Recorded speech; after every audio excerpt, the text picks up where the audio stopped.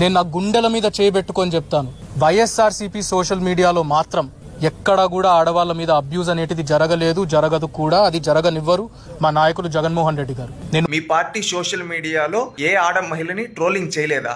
నారా భువనేశ్వరి గారిని, బ్రాహ్మణి గారిని, అదే విధంగా ఆదిరెడ్డి భవానీ గారిని, తంగిరాల సౌమ్య గారిని, సంగా తేజస్విని గారిని కావచ్చు, స్వాతి రెడ్డిని కావచ్చు, అనూష ఉండవల్ని కావచ్చు, రాయపాటి అరుణ గారిని కావచ్చు, తెలుగుదేశం పార్టీ జనసేనకు సంబంధించి అనేక మంది మహిళల పైన మీ పార్టీ సోషల్ మీడియాలో రోజు విషం గక్కుతూ వాళ్ళని ట్రోల్ చేస్తూ వాళ్ళ పుట్టుకల గురించి, వాళ్ళ ఇంట్లో చిన్న పిల్లల గురించి ఎట్లా పడితే అట్లా రాసే మీరు ఈ రోజు మీ పార్టీ సోషల్ మీడియాలో ఎక్కడ మహిళలను ట్రోలింగ్ చేయలేదని చెప్తారా? ఒకటి, నీ పార్టీకి సంబంధించిన వర్రా రవీంద్రారెడ్డి అనే వ్యక్తి సాక్షాత్తు వైఎస్ భారతి గారికి, జగన్మోహన్ రెడ్డి గారికి నీ తండ్రితో దిగిన ఫోటోలు కూడా ఉన్నాయి చూడు. అతను రాసిన కథనాలు చూడు తెలుగుదేశం పార్టీ మహిళల గురించి. సిగ్గుపడు. ఈ విధంగా నీ పార్టీ సోషల్ మీడియాలో ఫేక్ అకౌంట్లు పెట్టి మహిళలను తిట్టించే నువ్వు ఈ రోజు వచ్చి బయటకు వచ్చి మా పార్టీ అలా చేయదని నువ్వు అబద్ధాలు చెప్తున్నావంటే ప్రజలారా ఒక్కసారి ఆలోచించండి. వీళ్ళు తప్పులు చేసి ఆ తప్పులను కూడా బయటకు వచ్చి మేము తప్పు చేయలేదు అని చెప్తారు. ఒక్కసారి ఆలోచించండి వీళ్ళు ఎంత దరిద్రులో.